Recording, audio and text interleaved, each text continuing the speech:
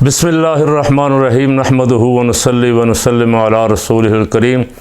जो केस कई महीनों से चल रहा था, बल्कि साल से भी ज़्यादा ऊपर हो गया, नैब तरामीम का, वो बिल आखिर आज एक और जुमा शरीफ ख़ानदान पे भारी पड़ गया है।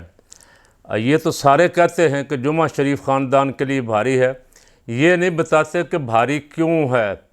अब मैं बता दूं अपने सुनने वालों को कि जुमा शरीफ ख़ानदान पे भारी इसलिए है कि मियाँ नवाज़ शरीफ ने जो कौमी असम्बली ने जुमा की छुट्टी मंजूर की थी भुट्टो के दौर में, उसको आते ही बेअक जुम्बश कलम ख़त्म कर दिया 97 में या 90 में ख़त्म करके इतवार की छुट्टी कर दी। उसकी वजह से उस वक्त से जुमा इनके पीछे, और जुमा रोज़े क़यामत भी है, जुमा कोई अशर होना है, लगता है कि वहाँ भी पकड़े जाएंगे इंशाअल्लाह। यहाँ भी जो फ़ैसला आता है अक्सर इनके ख़िलाफ़ को बड़ा फ़ैसला, पनामा से लेके अब तक जितने फ़ैसले आए, जुमा के दिन इनके ख़िलाफ़ फ़ैसले आ रहे हैं। बंदयाल साहब रुखसत हो रहे हैं और जाते जाते उन्होंने जो फ़ैसला महफूज किया हुआ था, अल्लाह का लाख लाख शुक्र है कि आज उन्होंने वो फ़ैसला बिल आखिर सुना दिया। बातें लोग बड़ी मेरी तरह और भी बड़ी कर रहे हैं, मैं भी इस पे मुतमिन नहीं हूँ। काश जब वो फुल पावर में थे उस वक्त इन फ़ैसलों को उड़ा देते जो नाजायज़, गैर कानूनी, गैर आइनी काम किए गए थे, और 16 महीने इन चोरों को लूट मार करने का मौका ही ना मिलता। लेकिन बंदयाल साहब ने, इमरान खान की बारी तो रात 12 बजे अदालत लगाई और इनकी बारी कई महीने तक केस ही नहीं सुने, उसी तरह पड़े हुए हैं। कई केस अभी तक पड़े हुए हैं। वो फ़ायज़ ईसा के सुपुर्द कर दिए। फ़ायज़ ईसा ने जिस तरह हुदैबिया वाला केस कह दिया था कि ये काबिल समाअत ही नहीं है, इसी तरह फ़ायज़ ईसा साहब से तवक्कुआत तो यही हैं। आगे अल्लाह करे वो किसी सीधे रास्ते पे चल पड़े तो अल्लाह तो अला कुल्ल शैइन कदीर है। अगर उसका दिल फेर दे, उसको ये ख्याल आ जाए कि पाकिस्तान में निज़ाम अदल की बड़ी बदनामी हो रही है, निज़ाम अदल से लोगों का एतमाद उठ रहा है, मैं को काम के फ़ैसले कर दूं ताकि दोबारा एतमाद बहाल हो जाए, तो उम्मीद तो हम यही रखते हैं। अल्लाह करे कि ऐसा हो। जो कमियां कमज़ोरियां, एक बंदा उठाया हुआ, गायब किया हुआ, कोई इदारा मानने को तैयार नहीं, आज आ जाएगा कल आ जाएगा। किसका काम था उसे बरामद करवाना? अदालतों का काम था। अगर अदालतों में थोड़ी सी जान होती तो ऐसा सवाल ही पैदा नहीं होता था कोई इदारा उसे गायब कर सके। इसलिए कि अदालत में तो सब जवाब दें, खा को किसी इदारे से ताल्लुक़ रखता हो, को किसी और से रखता हो, वो अदालत में तो जवाब दे। तो बंदयाल साहब बाहर आज जाते जाते कुछ ना कुछ फ़कीर का दिल खुश कर गए हैं। मैं कई क्लिपों में कह चुका था कि बंदयाल साहब एहतसाब का कोई निज़ाम, और उस दिन मैंने जनरल आसिम मुनीर को भी कहा था कि इनसे पैसे वापस दिलवा दें जनरल साहब।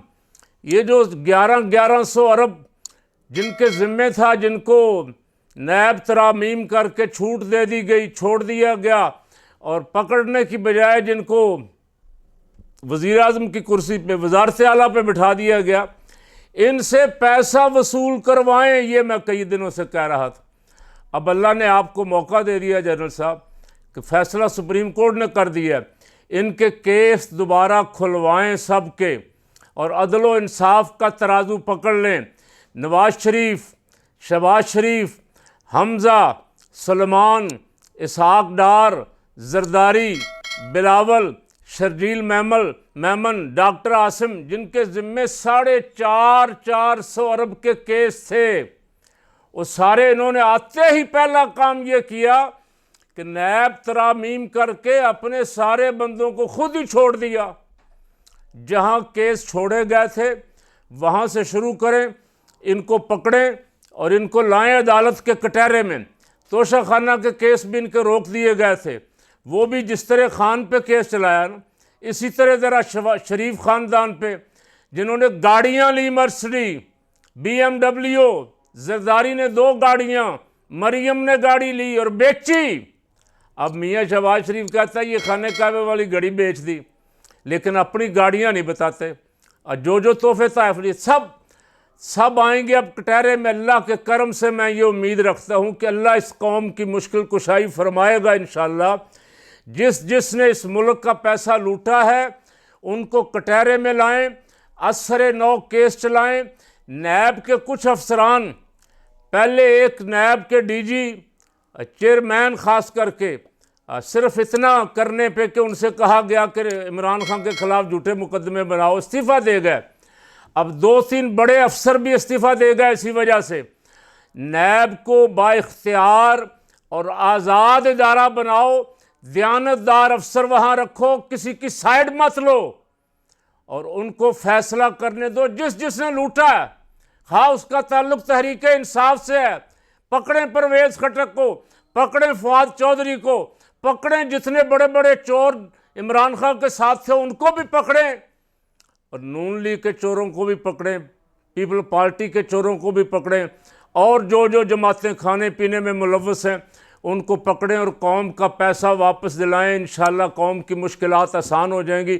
बंदयाल साहब, इस अच्छे फ़ैसले पे और इलेक्शन वाले फ़ैसले पे, 2 फैसलों पे जाते जाते आपको सलाम पेश करता हूँ कि चलें, झोल तो आपने बहुत दी लेकिन कुछ ना कुछ मर्दानावार फ़ैसले कर भी गए हैं। अब इन पे अमल दरामद करवाना आने वालों का काम है। अल्लाह उनको तौफीक दे कि वो अपने इस बड़े मनसब की लाज रखते हुए अदल व इंसाफ से काम लेके सब चोरों से पैसा वापस करवाएं।